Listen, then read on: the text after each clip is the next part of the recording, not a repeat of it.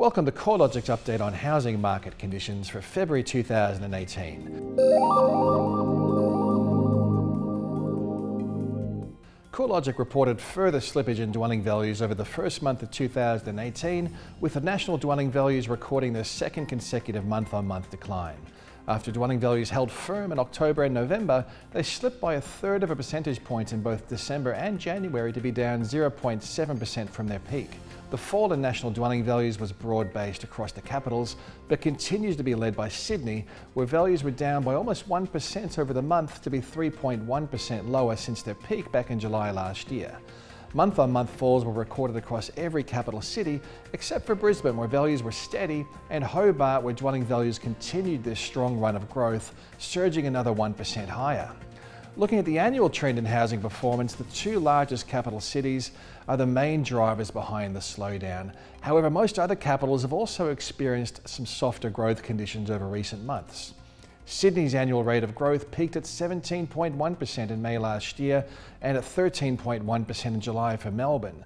Current annual growth rates in both cities are substantially lower than their 2017 peaks, which highlights the significant slowdown over the second half of the year, which has continued into early 2018.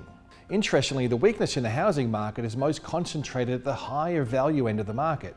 Segmenting CoreLogic's hedonic index into deciles reveals the most expensive 10% of national housing markets have seen dwelling values fall by 2.7% over the past 3 months, while falls were recorded across the 8th and 9th deciles as well. Growth has eased across the more affordable value deciles, but remains in positive territory. This trend of weaker housing market conditions across the premium sector of the market is most evident in Sydney and Melbourne, where affordability constraints are the most prevalent, and a surge in first home buyer numbers, thanks to stamp duty concessions in these states, is helping to support demand at the lower end of the valuation spectrum. The opposite is true across the other capital cities, where housing affordability is less pressing and there's been no change to first home buyer incentives. As the housing market transitions away from growth, the number of buyers has eased off. National settled sales were 6.3% lower year on year, the result of both tighter credit policies as well as lower housing market sentiment and affordability constraints. Settled sales recorded the largest annual declines across Melbourne. They were down 11.7% compared to the previous 12 months, while Sydney and Brisbane also recorded a substantial fall in settled sales. On the other hand, residential property sales were higher across Darwin and Perth, albeit from a low base, as well as trending higher across Hobart. Outside of the capital cities, regional New South Wales continues to show the highest rate of annual capital gains at 6.8%. However, the rolling quarterly trend is now easing as large markets like Newcastle and Wollongong start to follow Sydney's lead and have moved through the peak rates of growth. If this trend continues, it's likely that regional Victoria, where the quarterly trend is actually accelerating, could take over as the fastest growing regional market on an annual basis. Regional Tasmania is also showing a strong upwards trajectory as growth ripples away from Hobart. Regional areas of Queensland and South Australia have moved into positive growth territory over the 3 months ending January. That's the first positive quarterly shift in dwelling value since May 2017 across both areas. Regional Western Australian dwelling values continue to trend lower, and values are generally substantially below the 2014 highs. In a sign of improving conditions, the annual pace of decline has improved relative to a year ago as commodity prices push higher and labour force conditions continue to strengthen. For the second month in a row, Melbourne dwelling values fell by 0.2% in January, taking values 0.4% lower than their peak.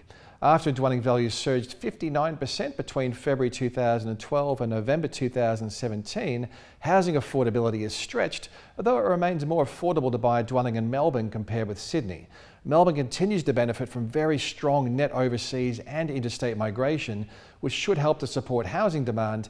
However, the moderate declines may persist over the coming months.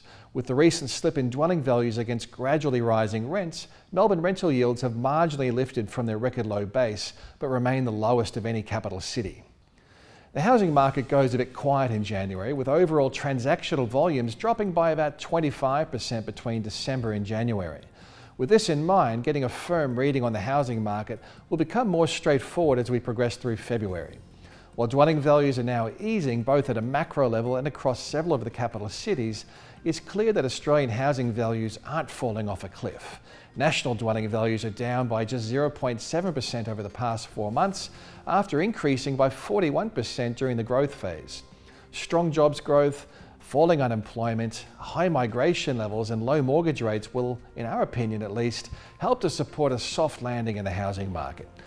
Labour market conditions have generally been improving, with stronger jobs growth spreading outside of Victoria and New South Wales, particularly into Queensland and to a lesser extent into Western Australia.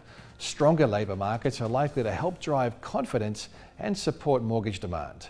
If the trend persists, stronger conditions may help to push wages growth off near record lows, which would also be a positive influence on housing market conditions. We're also seeing strong population growth contributing to housing demand. Migration rates have been trending higher, which is likely to continue into 2018. Overseas migration into Victoria and New South Wales reached record highs in mid-2017, and interstate migration has been on a clear upwards trajectory across Victoria, Queensland, Tasmania and the ACT. With financial markets forecasting a 25 basis point lift in the cash rate by early 2019, there's an increasing chance that mortgage rates will rise from the currently low levels over the next 12 months. Even if the cash rate was to remain stable, there is the potential mortgage rates could be adjusted higher due to increased bank funding costs, or in order to fulfil APRA's local implementation of the now finalised Basel III requirements for regulatory capital held against residential mortgages. Higher mortgage rates will test the resilience of the housing market, especially considering household debt is tracking at record highs.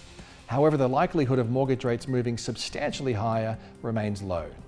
Overall, we're expecting national housing market conditions will remain as diverse as ever, with particular sensitivity to credit policies and any changes in mortgage rates.